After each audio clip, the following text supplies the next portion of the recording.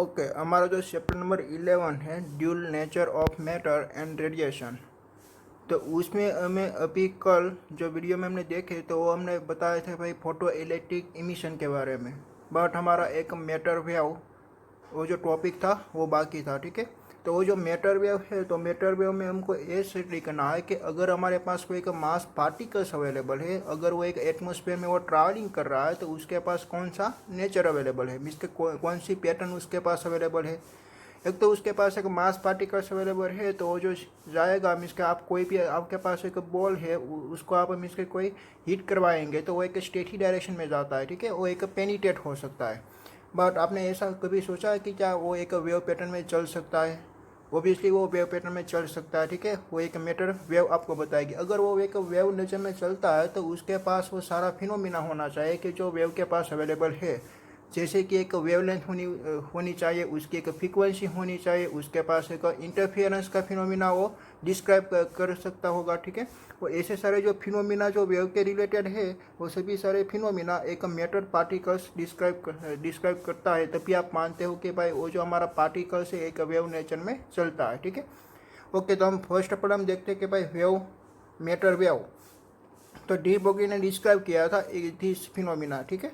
Okay, तो wave is associated with the moving matter particles is called the matter wave और the de Broglie waves. Okay, उसकी आपको एक wavelength find out करनी है कि भाई डी ब्रोगली ने ऐसा बताया था कि हमारा जो एक पार्टिकल एटमॉस्फेयर में चल रहा है, एक वेव नेचर में चल रहा है, तो उसकी वेवलेंथ कितनी होनी चाहिए। तो उसकी जो वेवलेंथ है, तो आपने रेडिएशन में देखा था कि भाई आपकी जो लाइट ट्रैवलिंग हो रही है एक वेव पैकेट्स में वो ट्रैवलिंग हो रही है, कि एनर्जी के पैकेट्स में वो ट्रैवलिंग हो रही है, तो उसके पास एक वेवलेंथ अवेलेबल थी, उसके पास एक मोमेंटम हमने निकाला था। वो जो मोमेंटम आया था वो आया था P=h/λ।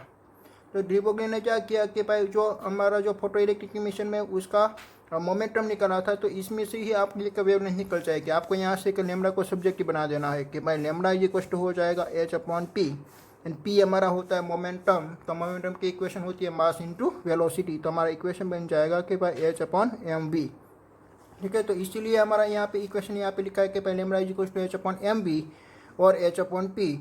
और यहाँ पे दूसरा भी इक्वेशन रिलेशन बनाया हुआ है काइनेटिक एनर्जी से। वो कैसे रिलेशनशिप बनता है कि भाई काइनेटिक एनर्जी के का इक्वेशन होता है 1/2mv²।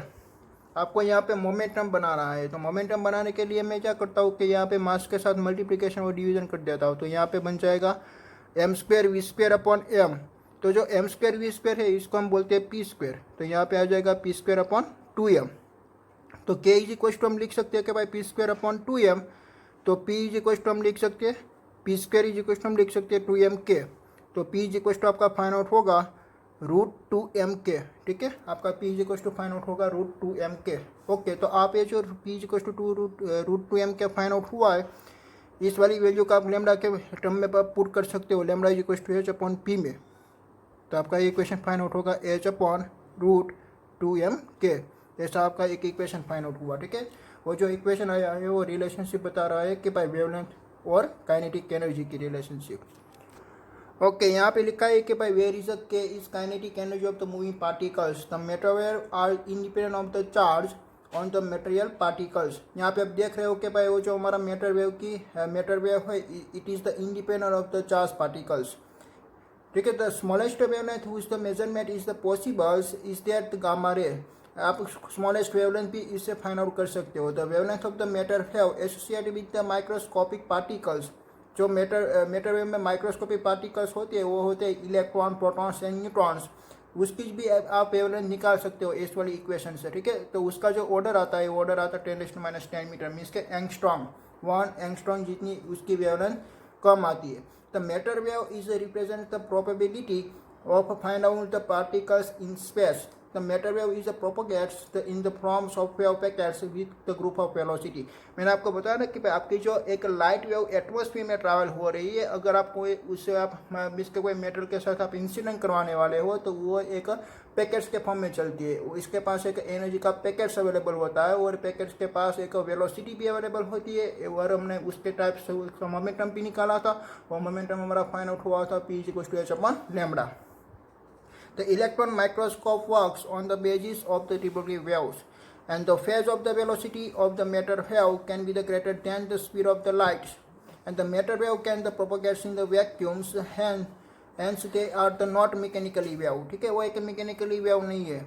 The concept of the matter wave was the experimentally the verify by the experiment like the German and Marshall experiment, ठीक है। हमने डेविसन और जर्मन का एक्सपेरिमेंट देखा था, डेविसन और जर्मन का एक्सपेरिमेंट हमने देखा था, और उसमें हमने प्रूव किया था कि भाई हमारी जो एक मैटर है, एक मीन्स के हमारा कोई एक पार्टिकल्स है, वो एक वेव नेचर जैसा भी बिहेव करता है, ठीक है। त्याना पर आपको फाइंड आउट करना है कि matter wave associated with the charge particles. Okay, matter wave associate with charge particle, हमारी जो काइनेटिक एनर्जी होती है, काइनेटिक एनर्जी का इक्वेशन होता है 1/2 m²। तो kinetic energy is equal to होती है पोटेंशियल एनर्जी, तो हम 1/2 m² is equal to potential energy of during one charge particle लिख सकते हैं Q × V, ठीक है। और हमारा लेमडा का इक्वेशन है H/P, और हमारा P इज इक्वल टू हमने फाइंड आउट किया था काइनेटिक एनर्जी की टर्म में कि बाय √2m आता, और K इज इक्वल टू हम यहाँ पे हम लिख सकते हैं Q × V, हमने यहाँ पे लिख दिया Q × V। देन आफ्टर हमको वेवलेंथ फाइंड आउट करनी है इलेक्ट्रॉन की, प्रोटॉन की, न्यूट्रॉन की और अल्फा पार्टिकल्स की। तो इलेक्ट्रॉन का मास पार्टिकल्स आपको मालूम है, ठीक है, तो वो आपको एक लेमडा वाला इक्वेशन में आपको रख देना है। आपका जो लेमडा वाला इक्वेशन फाइंड आउट हुआ कि भाई lambda is equals to H/√2m K, और K के बदले आप लिख सकते हो Q × V, तो H/√2m आप यहाँ पे लिख सकते हो इलेक्ट्रॉन और पोटेंशियल V, ठीक है। और सब एच की वैल्यू भी कांस्टेंट होती है 6.63 × 10⁻34, ठीक है। और मास ऑफ इलेक्ट्रॉन भी आपका मालूम होता है 9.1 × 10⁻31, इलेक्ट्रॉन का चार्ज भी आपका मालूम है 1.6 × 10⁻90, और सभी सारी मिसटेक आप क्वांटिटी यहाँ पे रख दिए, तो आपका एक पोटेंशियल की टर्म में आपका इक्वेशन फाइंड आउट होगा। वो जो इलेक्ट्रॉन के लिए फाइंड आउट हुआ वो फाइंड आउट हुआ 1.227/√V, ये जो V है दिस इज द पोटेंशियल, और उसका यूनिट आता है वो न्यूटन नैनोमीटर में आता है, ठीक है। ओके, देना पर प्रोटॉन के लिए फाइंड आउट करना है, तो प्रोटॉन के लिए सेम ही इक्वेशन होगा, बट उसका जो मास ऑफ प्रोटॉन है, तो मास ऑफ प्रोटॉन होता है वो 1 इलेक्ट्रॉन से ज़्यादा होता है, वो उसकी क्वांटिटी आती है 1.67 × 10⁻27। तो आपको यहाँ पे ओनली फॉर उसकी क्वांटिटी आपको चेंज करनी है, एच की क्वांटिटी सेम ही रहेगी, मास ऑफ प्रोटॉन की क्वांटिटी आ जाएगी 1.67 × 10⁻27, इलेक्ट्रॉन का चार्ज 1.6 × 10⁻19 ही रहेगा, ठीक है। और सभी सारी वैल्यू आप पुट करोगे तो उसका लेमडा फाइंड आउट होगा 0.286/√V, पन वो आता है एंगस्ट्रॉम में, नैनोमीटर में नहीं। यहाँ पे नैनोमीटर में फाइंड आउट हुआ था, यहाँ पे एंगस्ट्रॉम में फाइंड आउट हुआ। क्यों एंगस्ट्रॉम में फाइंड आउट हो गया, मीन्स के उसका ऑर्डर कम क्यों हुआ, क्योंकि यहाँ पे देखिए कि भाई √V में जो हमारा मास ऑफ इलेक्ट्रॉन था उसकी मास की वैल्यू कम होती है प्रोटॉन से उसके मास की वैल्यू कम होती है, ठीक है। तो मास की वैल्यू मीन्स के कम होने से हमारी जो वेवलेंथ आती है वो वेवलेंथ ज़्यादा हो जाती है। ये जो वेवलेंथ हमारी जो फाइंड आउट हुई है इनवर्सली प्रोपोर्शनल में फाइंड आउट हुई ना, lambda is inversely proportional to mass, हमारी जो मास की जो क्वांटिटी होती है वो कम होती है, इसलिए वेवलेंथ उसकी ज़्यादा होती है, इसलिए यहाँ पे नैनोमीटर में उसका ऑर्डर मिला है। और उसकी जो वेवलेंथ आती है फोटॉन्स की, तो प्रोटॉन्स की वेवलेंथ कम होगी, क्योंकि उसका जो मास पार्टिकल्स है वो मास पार्टिकल्स की वैल्यू इलेक्ट्रॉन से ज़्यादा है, इलेक्ट्रॉन के ज़्यादा है तो लेमडा उसकी कम होगी, तो इसलिए उसका ऑर्डर आ गया है एंगस्ट्रॉम। देन आफ्टर हम ड्यूटेरियम के बारे में बात करें, ड्यूटेरियम मीन्स के 2 मास पार्टिकल्स ऑफ इलेक्ट्रॉन, ठीक है। तो उसकी भी जो वेवलेंथ आती है वो भी एक एंगस्ट्रॉम में आती है, और अल्फा पार्टिकल में 4 पार्टिकल्स होते हैं, तो उसकी जो वेवलेंथ आती है वो 0.101 एंगस्ट्रॉम, उससे डिवाइड बाई 2 कर देना है, ठीक है। यहाँ पे 4 मास पार्टिकल्स होते हैं, 4 मास पार्टिकल्स ऑफ इलेक्ट्रॉन, यहाँ पे 2 मास पार्टिकल्स ऑफ इलेक्ट्रॉन। ओके, इसी बारे में आप इसके वैल्यू पुट कर दो कि इसी सारी आपको एक वैल्यू फाइंड आउट हो जाएगी, ठीक है। आपको ओनली फॉर मास पार्टिकल्स ही याद रखना है कि भाई ड्यूटेरियम के लिए ड्यूटेरियम के लिए क्या होता है कि भाई ड्यूटेरियम के लिए 2 मास पार्टिकल्स ऑफ इलेक्ट्रॉन, और अल्फा के लिए 4 मास पार्टिकल्स ऑफ इलेक्ट्रॉन, और प्रोटॉन का मास आपको मालूम है कि भाई प्रोटॉन का मास होता है 1.67 × 10⁻27 किलोग्राम, ठीक है। और सभी सारी इसके आपको कांस्टेंट की वैल्यू यहाँ पे रख देनी है, वो तो ऐसा आपको रिलेशनशिप फाइंड आउट होगा। ओके, देन आफ्टर हमारा दूसरा टॉपिक है कि भाई matter wave associate with the neutrons. Okay, neutrons का भी आपको फाइंड आउट करना है, बट न्यूटन का आपको फाइंड, यहाँ पे आपने जो इक्वेशन लिखा हुआ है एक टेम्परेचर से रिलेटेड लिखा हुआ है, ठीक है। मीन्स के आपके पास कोई एक मेटल सरफेस अवेलेबल है, उसको आप हीट कर रहे हो तो इसमें से इलेक्ट्रॉन निकल रहे हैं, पर वो जो इलेक्ट्रॉन निकल रहे हैं उसकी जो प्रोसेस आई वो उसको हम बोलते हैं थर्मो आयोनिक इमिशंस। ओके, तो थर्मो आयोनिक इमिशन में से हमारी जो काइनेटिक एनर्जी होती है, अगर हमारा इलेक्ट्रॉन को पहले हमारे एक प्लेट के आपने हीट किया तो इसमें से एक इलेक्ट्रॉन एस्केप हुआ तो उसकी कोई एक काइनेटिक एनर्जी फाइंड आउट हुई, वो जो काइनेटिक एनर्जी होती है वो कितनी होती है, हमारा जो हीट यानी थर्मल एनर्जी है वो होती है इतनी होती है, तो हमारी थर्मल एनर्जी का इक्वेशन होता है 3/2 kBT। तो हमारी kinetic energy K is equal to हम लिख सकते हैं 3/2 kBT। क्या आया हमारा जो kinetic energy K is equal to, kinetic energy K is equal to हम लिख सकते हैं 3/2 kBT। What is the KB, KB is the Boltzmann constant, उसकी भी वैल्यू कांस्टेंट होती है, ठीक है।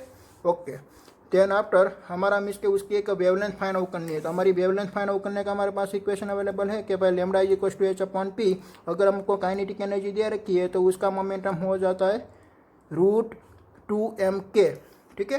तो के बदले अभी आपको क्या रखना है कि भाई 3/2 kBT रखना है, 3/2 kBT रखना है, ठीक है। ओके, तो के बदले में यहाँ पे 3/2 kBT रख देता हूँ, तो h इज इक्वल टू आपका फाइंड आउट हो जाएगा 2m, यहाँ पे 3/2 kBT, तो 2 is cancel, so that h upon 3m kBT find out हुआ, ठीक है। तो kB is a Boltzmann constant, वो कैसे फाइंड आउट होता है, it is the ratio of the gas constants R upon Avogadro numbers, ठीक है। This kB is known as the kB is Boltzmann constant, it is the ratio of the gas constant is capital R upon Avogadro numbers, ठीक है। Okay, तो उसके हिसाब से आपका temperature का रिलेशन, उसका टेम्परेचर तो वेरिएबल होता है, उसके टेम्परेचर के रिलेटेड आपका एक एस की भी वैल्यू आप पुट कर सकते हो, मास ऑफ इलेक्ट्रॉन की वैल्यू भी आप पुट कर सकते हो, सॉरी मास ऑफ न्यूटन की आपको वैल्यू पुट करनी है, क्योंकि आप न्यूटन के लिए फाइंड आउट कर रहे हो ना। तो न्यूटन का मास कितना होता है, जो प्रोटॉन का होता है वही होता है 1.67 × 10⁻⁻97, और बोल्ट्जमान कांस्टेंट की आप वैल्यू पुट करोगे तो आपको टी फाइंड आउट हो जाएगा, ठीक है। ओके, देन आफ्टर आपको देखना है कि भाई डेविसन-जर्मर एक्सपेरिमेंट जो आपने देखा था, ओके, तो हमने डेविसन-जर्मर एक्सपेरिमेंट हमने देखा था, तो उसमें हमने एक मीन्स के हमारा जो एक हीटर था, तो हीटर में से इलेक्ट्रॉन प्रोड्यूस हो रहा था, तो इलेक्ट्रॉन ने हमने एक इलेक्ट्रॉन गिम में इलेक्ट्रॉन गन हमारे पास अवेलेबल थी, वो क्या करती थी, क्या भाई उसको एक स्टेट डायरेक्शन में ले जा रही थी, ठीक है। तो एक स्टेट डायरेक्शन में जा रही थी, देन पर हमने एक हेवी हमने क्रिस्टल का मेटल रखा था, एक निकल का क्रिस्टल का मेटल रखा था, उसको हम स्ट्राइक करवा रहे थे, उसको हम स्ट्राइक करवाएंगे तो उसमें से इलेक्ट्रॉन इमिट होगा, तो वो जो इलेक्ट्रॉन इमिट होगा तो इलेक्ट्रॉन को आपको काउंट करना है, ठीक है। एक मिस के डिफरेंट एंगल पे आप डिटेक्टर को ले जा रहे थे, और डिफरेंट एंगल पे आपने उसको काउंट किया, और काउंट करके आपने बताया कि भाई यहाँ पे इस वाले जो एंगल में है तो वो जो डिफरेंट आ रहा है, डिफरेंट एंगल पे उसकी जो क्वांटिटी आ रही है वो डिफरेंट आ रही थी, तो वो जो फिनोमिना है वो फिनोमिना सुपरपोजिशन प्रिंसिपल जैसा ही फिनोमिना हुआ, क्योंकि सुपरपोजिशन प्रिंसिपल में आप देख सकते हो कि उसमें आपको ब्राइट फ्रिंग्स, डार्क फ्रिंग्स सारी आपको फ्रिंग्स मिल रही है, ठीक है। मीन्स के ब्राइट फ्रिंग्स मिल रही है, देन आफ्टर आपको डार्क, देन आफ्टर वापस ब्राइट, देन आफ्टर वापस डार्क, तो ऐसी फिनोमिना यहाँ पे प्रोड्यूस हुई कि भाई एक एंगल पे उसकी जो इंटेंसिटी आ रही थी वो मैक्सिमम आ रही थी, क्योंकि intensity is directly proportional to current होती है। तो हमने वो डिटेक्टर के साथ एक गैल्वेनोमीटर लगा दिया, तो गैल्वेनोमीटर में हम रीडिंग देख रहे थे, वो रीडिंग वेरिएबल आ रहे थे, ठीक है। तो उसके हिसाब से आप बोल रहे हो तो कि भाई हमारा जो मटेरियल है वो तो मटेरियल जो ट्रैवलिंग कर रहा है तो वो एक वेव पैटर्न में ट्रैवलिंग कर रहा है, क्योंकि वो इंटरफियरेंस पैटर्न्स को फॉलो कर रही है, ठीक है। ओके, हम देखते हैं deviation-Germer experiment. It is the usual to study the scattering of electron from the solid or verify the wave nature of electron. Okay, आपको वेरीफाई करना है कि भाई हमारा जो वेव नेचर जैसा हमारा इलेक्ट्रॉन ट्रैवलिंग कर रहा है। A beam of the electron emitted by the electron gun is made by falls on the nickel crystals is cut along the cubical axis at the particular angle. The nickel, the crystals, the behavior is like the three-dimensional diffraction grating and is the refraction electron beam obtained from electron guns. The diffraction beams of the electron is received by the detectors, which can be the positions at any angle. हमारा जो detector होता है वो rotating होता है, आप कोई भी एक एंगल पे डिसाइड कर रख सकते हो, ठीक है। तो rotating is about the point of the incidence. The energy of the incident beam of the electron can also be the verified by the changing the applying the voltage. और then after आपकी जो intensity है, intensity of electron है, उसकी भी value आप change कर सकते हो, क्योंकि आपने वहाँ पे एक बैटरी लगाई हुई है, तो वेरिएबल बैटरी मिसके का तो बैटरी के साथ आपने रिवोस्टेट लगाया है, तो रिवोस्टेट आप चेंज करोगे तो आपका पोटेंशियल की वैल्यू चेंज होगी, पोटेंशियल की वैल्यू चेंज होती है तो उसकी इंटेंसिटी चेंज होती है, ठीक है। इंटेंसिटी चेंज होती है तो उसकी जो एनर्जी होगी वो आप चेंज कर रहे हो. The energy of the incident beam of the neutrons can be also varied by the changing the applying the voltage of the electron gun. According to the classical physics, the intensity of the scattering beam of the electron at all the scattering angles will be the same. But the Davidson and Germans found out the intensity of the scattering beam of the electron was not same. ठीक है. According to the classical जो physics था उसमें उसने ऐसा बताया कि भाई intensity of the scattering beam of the electron at all the scattering angle will be the same, कि भाई सभी एंगल पे उसका जो स्कैटरिंग हो रहा है वो सभी एंगल पे सेम हो रहा है। अगर सेम हो रहा है तो हमारा जो पार्टिकल्स है वो एक वेव नेचर में ट्रैवलिंग नहीं कर रहा है, ऐसा प्रूव होगा। बट एक डेविसन और जर्मन ने फाइंड आउट करके बताया कि भाई हमारा जो स्कैटरिंग बीम ऑफ इलेक्ट्रॉन हो रहा है वो सभी एंगल पे सेम नहीं फाइंड आउट हुआ है, ठीक है। कोई एंगल पे वो कम स्कैटरिंग हो रहा है, कोई एंगल पे वो ज़्यादा स्कैटरिंग हो रहा है। तो उसका मीनिंग क्या हुआ कि भाई कोई एक एंगल पे मैंने जो वेव ट्रिक्स में हम देखने वाले हैं कि भाई वेव ट्रिक्स में हमको एक पहले डार्क स्प्रिंग्स फाइंड आउट होती है, bright spring, then after dark, then after bright, then after dark, ऐसी जो फिनोमिना होती है वो फिनोमिना हम बोलते हैं कि भाई this is a superposition principle का तो इंटरफियरेंस पैटर्न्स। ओके, तो यहाँ पे उसने एक परफेक्ट ग्राफ ड्रॉ करके बताया। वो जो ग्राफ हमारा फाइंड आउट हुआ था एक 54 वोल्ट पे फाइंड आउट हुआ था, ठीक है, 54 volt. It is maximum the reflection angle is 50 degree and at the 54 volt potential difference, ऐसा हमने पोटेंशियल डिफरेंस रखा तब हमारा ग्राफ ऐसा फाइंड आउट हुआ था, ठीक है। तो वो ग्राफ में आप देख रहे हो तो कि भाई यहाँ पे उसका जो स्केटिंग हुआ है वो मैक्सिमम हुआ है, ठीक है, और देन आपने यहाँ पे जो स्केटिंग होता है वो मिनिमम होता है और यहाँ पे वापस मिनिमम होता है, ठीक है। तो ऐसी फिनोमिना वो डिस्क्राइब कर सकती है। ओके,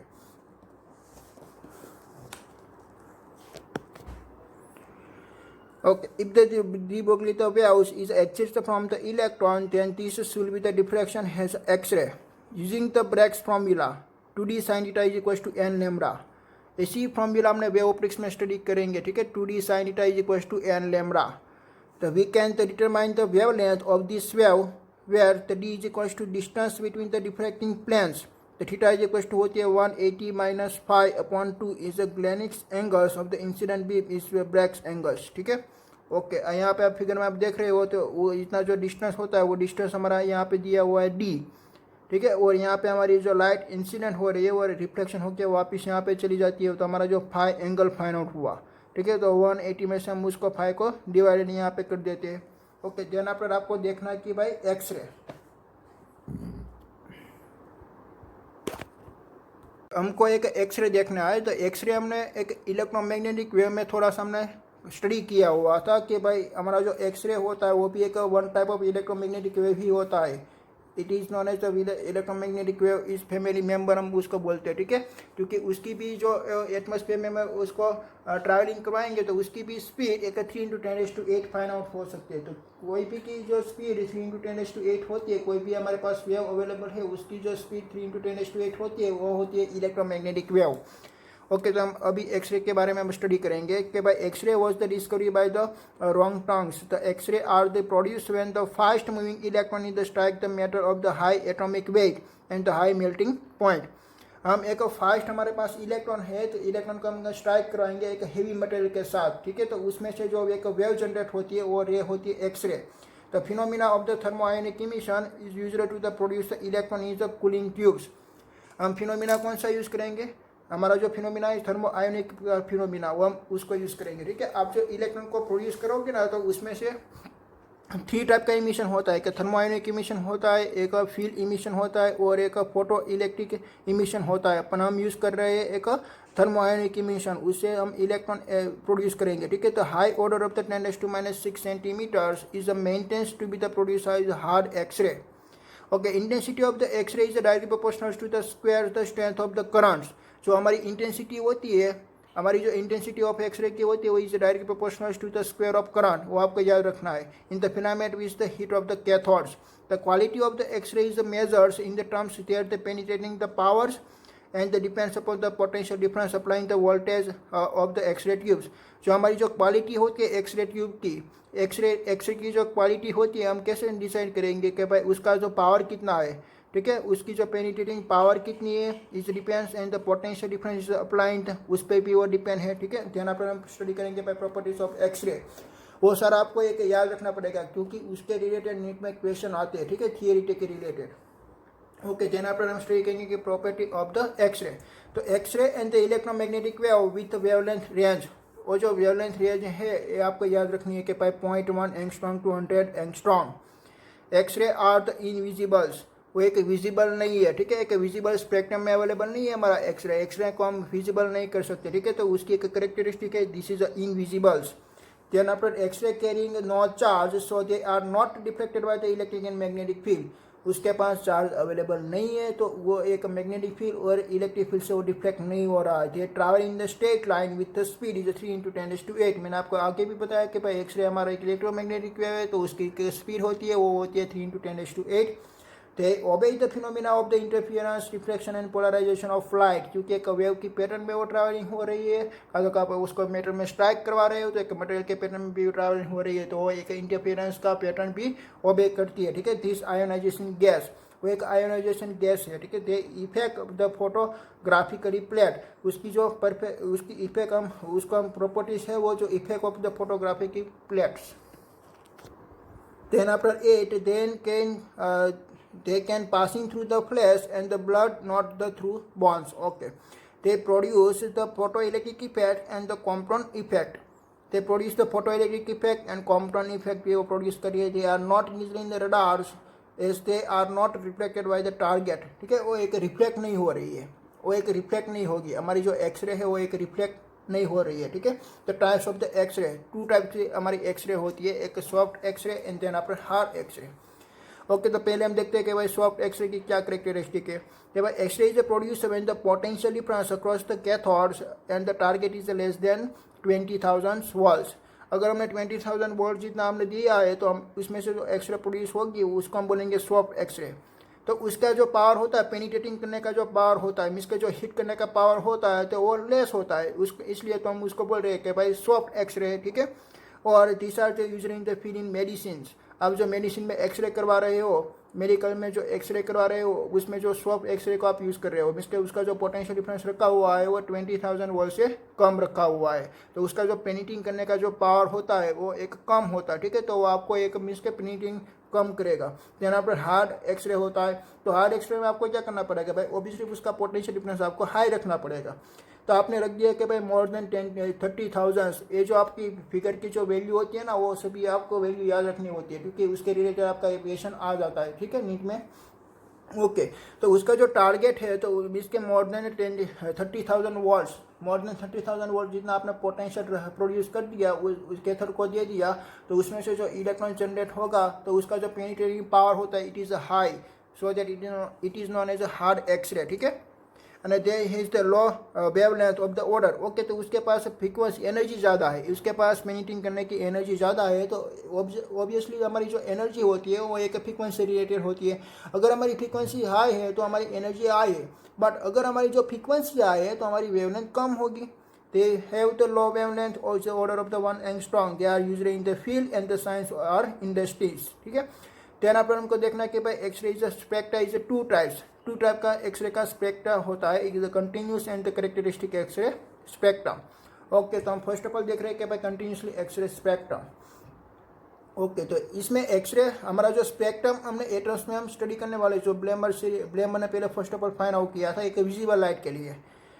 देन आफ्टर एक प्लाम्बर नाम का साइंटिस्ट है उसने भी फाइंड आउट किया था, सभी सारे साइंटिस्ट आए वो एक मिसका स्पेक्ट्रा फाइंड आउट किए थे। ठीक है, तो पहले हमारा एक ब्लेमर नाम का एक फिजिकल एक टीचर थे उसने पहले फाइंड आउट किया था स्पेक्ट्रा। ओके, तो फर्स्ट ऑफ ऑल हम देखते हैं कि कंटिन्यूस एक्सरे स्पेक्ट्रम। तो x ray of the wavelength but having the difference the intensity are emitted by the tubes. X ray के पास जो वेवलेंथ होती है but having the different intensity are emitted by the tubes, उसकी जो इंटेंसिटी आप different type की इंटेंसिटी आप उसको दे सकते हो। ठीक है, an incident electron is the loss is the energy the continuously due to the collision with the atoms of the target the loss of the energy is found as the x ray of the all wavelength are produce. तो x ray जो होती है ना, x ray की एक range होती है तो एक्सरे में भी अलग अलग डिफरेंट टाइप की वेवलेंथ वाला वो प्रोड्यूस होता है, जैसे कि वो एक डिपेंडेंट के पास इंटेंसिटी पे वो डिपेंडेंट है। ठीक है, तो continuous x ray spectra is the consistence of the all wavelength is over the given range, this wavelength are not different the intensity. आप यहाँ पे ग्राफ में देख रहे हो कि भाई इंटेंसिटी वेरियस वेवलेंथ का ग्राफ दिया हुआ है। तो पहले हमने उसका पोटेंशियल डिफरेंस रखा 10 किलो वाट्स 10,000 वाट्स, तो उसका ग्राफ ऐसे फाइंड आउट हुआ। देन आपने उसका ग्राफ ऐसे फाइंड आउट होगा तो आपका जो पीक पॉइंट है ना, तो पीक पॉइंट पे उसकी इंटेंसिटी ज़्यादा होती है। तो यहाँ पे पीक पॉइंट यहाँ पे आया तो उसकी वेवलेंथ कम हुई, और उसका पीक पॉइंट यहाँ पे आया तो उसकी वेवलेंथ वापस कम हुई। अगर वेवलेंथ कम हो रही है तो उसकी फ्रीक्वेंसी ऑब्वियसली क्या होगी, ज़्यादा होगी।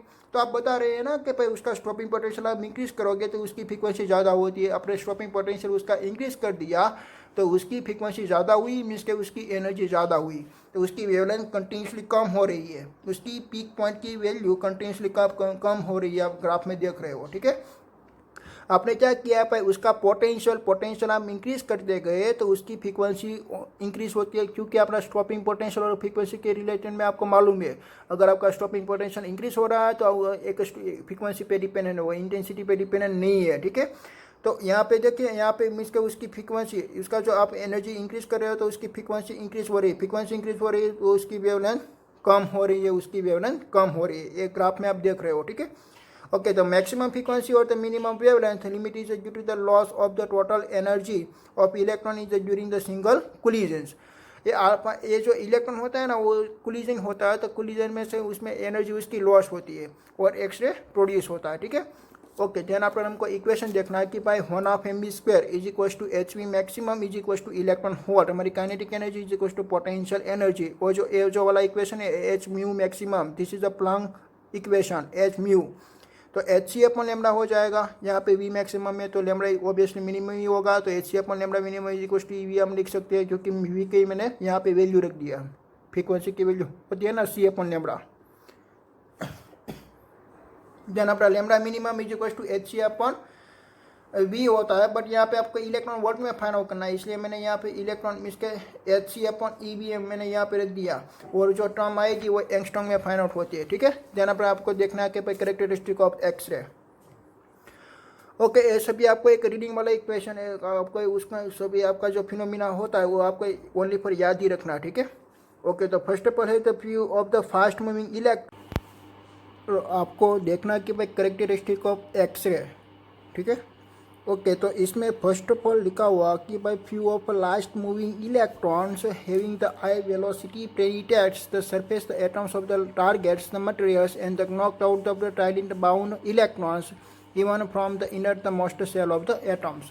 और सेल के बारे में अभी हमें स्टडी करना पड़ेगा कि भाई उसमें आप केमिस्ट्री में सेल के बारे में स्टडी करते हो कि इसमें होती है पहले K shell, then after L shell, then after M shell, then after N shell. ठीक है, तो उसके बारे में मैं आपको बता रहा हूँ कि भाई हमारे पास एक एटम्स अवेलेबल है, उसका कोई स्ट्रक्चर ऐसा है, सेंटर में होता है न्यूक्लियस, तो फर्स्ट ऑफ ऑल वाली जो ऑर्बिट होती है इसमें 2 इलेक्ट्रॉन होते हैं, 1 and 2, और जो वाली सेल है उसको हम बोलेंगे के सेल। देन आफ्टर यहाँ पे 8 इलेक्ट्रॉन होते हैं, 1 2 3 4 5 6 7 एंड 8 इलेक्ट्रॉन, उसको हम बोलते हैं एल सेल। ठीक है, देन आफ्टर हमारा सेल होता है एम सेल, इसमें नंबर ऑफ इलेक्ट्रॉन होते हैं 18। यहाँ पे सपोज कि आप एज्यूम कर लो कि भाई यहाँ पे 18 इलेक्ट्रॉन अवेलेबल है। देन आफ्टर है एन, तो एन सेल में हमारा इलेक्ट्रॉन होता है 32, तो आप एज्यूम कर लो कि भाई यहाँ पे आपका 32 इलेक्ट्रॉन अवेलेबल है। और अभी आपको बताना है कि भाई कौन सी वाली सेल की एनर्जी सबसे ज़्यादा और कौन सी वाली सेल की सबसे एनर्जी कम। तो जो नज़दीक वाली जो हमारी जो सेल होती है उसकी एनर्जी सबसे कम होती है, तो हमारी के सेल की जो एनर्जी होती है वो कम होती है। देन आफ्टर हमारे एल सेल की एनर्जी उससे ज़्यादा होती है, और देन आफ्टर एम सेल की एनर्जी एल से भी ज़्यादा होती है, और एन सेल की एनर्जी एम से भी ज़्यादा होती है। ठीक है, उसकी एनर्जी ज़्यादा है इसलिए तो वो ऑर्बिट में इतनी डिस्टेंस पे वो मूवमेंट कर रहा है। यहाँ पे डिस्टेंस देखिए, डिस्टेंस आपका इंक्रीज हो रहा है। अगर आपके पास एनर्जी नहीं ज़्यादा होती तो वो फ्री हो जाता है, इसलिए वो जो एनसेन वाला जो इलेक्ट्रॉन होता है वो उसमें सबसे ज़्यादा वाला एनर्जी अवेलेबल होता है। ठीक है, ओके, देन आफ्टर यहाँ पे मैंने इसे बॉन्डिंग वाली में यहाँ पे ड्रॉ किया हुआ है एक बेंडिंग स्ट्रक्चर। ठीक है, तो फर्स्ट ऑफ ऑल है एक के सेल, देन आफ्टर है N shell, L shell, then after है एम सेल, देन आफ्टर है एन सेल। अगर कोई एक लाइट इंसिडेंट करवाने वाले हो, तो कब आपको एक थर्मो आयोनिक इमिशन करवाने वाले हो, तो इसमें से एक के सेल में हमारे जो लो लेवल में एनर्जी वाला जो इलेक्ट्रॉन होता है वो एक जा सकता है, भाई एल सेल में भी जा सकता है।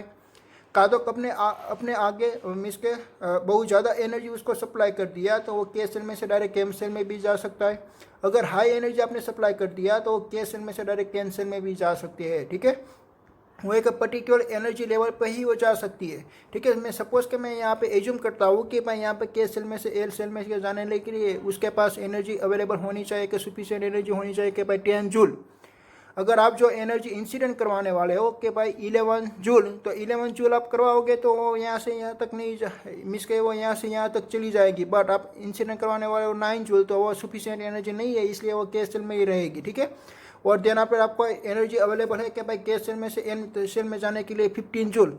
आप डायरेक्ट इंसिडेंट करवाने वाले हो 15 जूल, तो वो डायरेक्ट चला जाएगा के सेल में से एम सेल में। और एन सेल में जाने के लिए सपोज कि आपको अवेलेबल है कि भाई 20 जूल, तो वो डायरेक्ट में चले जाएंगे। भाई आप 20 जूल से आप सप्लाई कर रहे हो, तो डायरेक्ट के सेल वाला जो इलेक्ट्रॉन है वो एन सेल में चला जाता है, ठीक है। ओके, अगर वो के सेल में से ए सेल में जाता है तो मैंने उसको नाम दे दिया के अल्फा, और के सेल में से एम सेल में जाता है उसका नाम मैंने दे दिया के बीटा। देन आफ्टर के सेल में से एन सेल में जाता है उसका नाम मैंने दे दिया के gamma.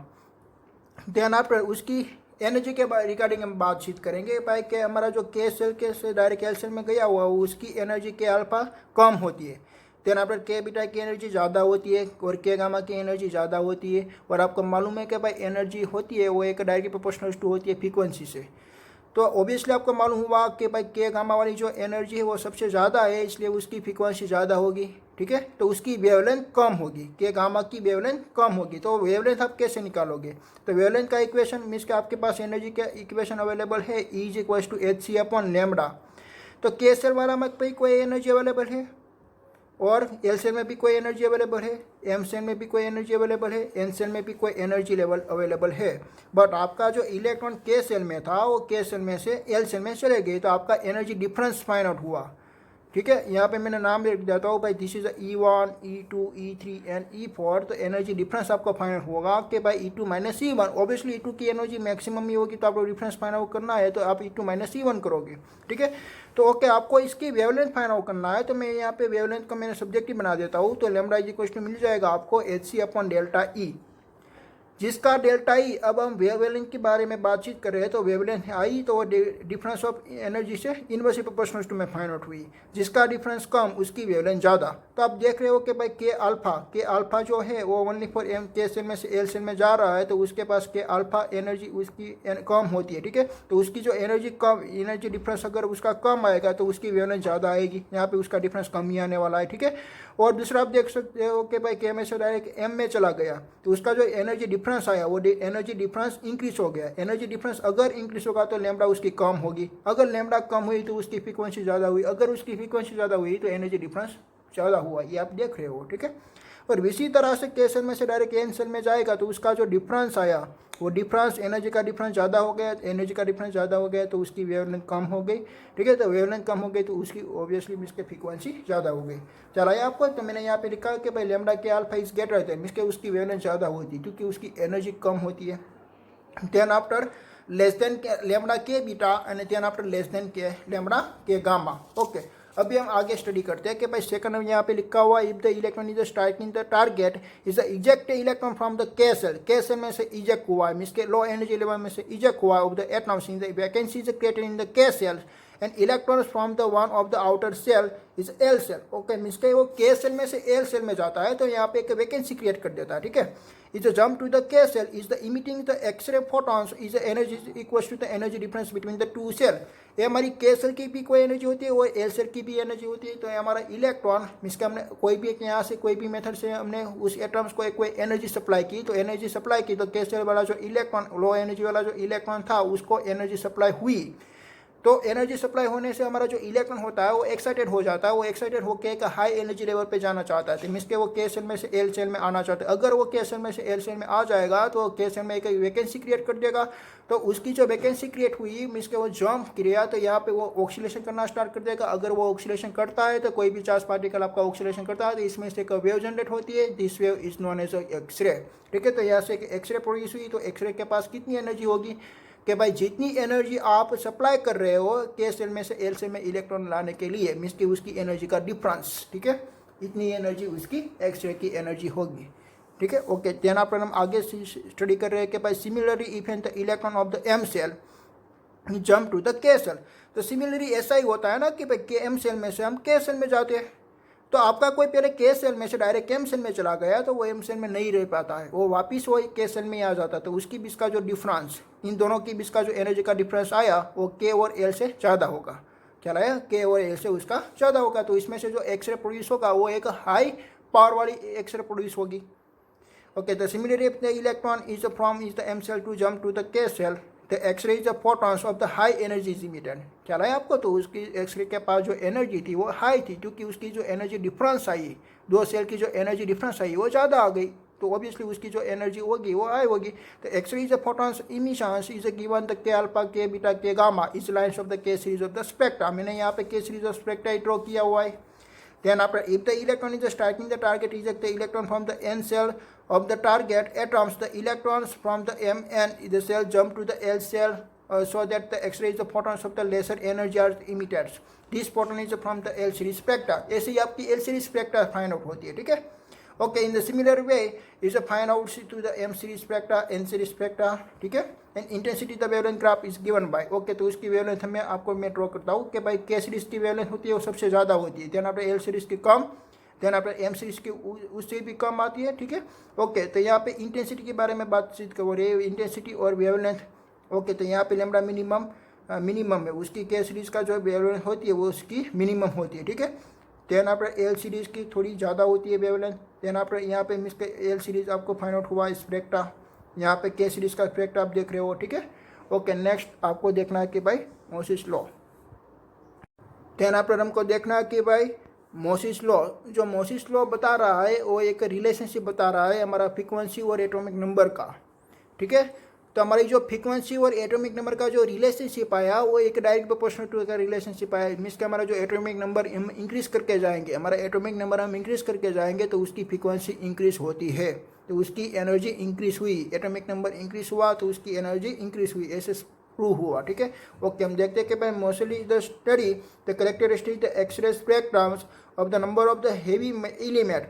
Number of the heavy element किस में होता है, जिसका नंबर ऑफ एटॉम्स ज़्यादा होता है, नंबर ऑफ एटॉमिक नंबर ज़्यादा होता है, ठीक है। Are the concludes that the spectra of the different element are the very similar and with increase atomic number the spectrum line is the merely the shift towards the higher the frequency, ठीक है। तो spectrum line में means कि उसकी frequency high हो जाती है। Okay, then after if mu means के frequency is denoted by the emitted frequency the substance of the atomic number z, तो उसका हमने रिलेशनशिप निकाला, वो रिलेशनशिप आया कि भाई root mu is direct proportional to z। Proportionality remove करने के लिए हमको एक कांस्टेंट चाहिए, वो एक प्रोपोर्शनलिटी वाला कांस्टेंट यहाँ पे a रखा हुआ है और यहाँ पे b भी कांस्टेंट ही है, ठीक है। हम देख सकते हैं कि भाई where a and b is a constants, a is a proportionality constant है और b is equal to nuclear screening constant है। तो यहाँ पे हम फिगर देख सकते हैं कि भाई हमारा यहाँ पे 0 से लेके x तक है, हमारी x एक्सिस से और y एक्सिस पे हमने फ्रीक्वेंसी रखा हुआ है। तो हमारा जो एटॉमिक नंबर यहाँ पे इंक्रीज हो रहा है तो उसकी फ्रीक्वेंसी तो इंक्रीज हो ही रही है, एक के अल्फा की है, के बीटा की और के गामा की है, ठीक है।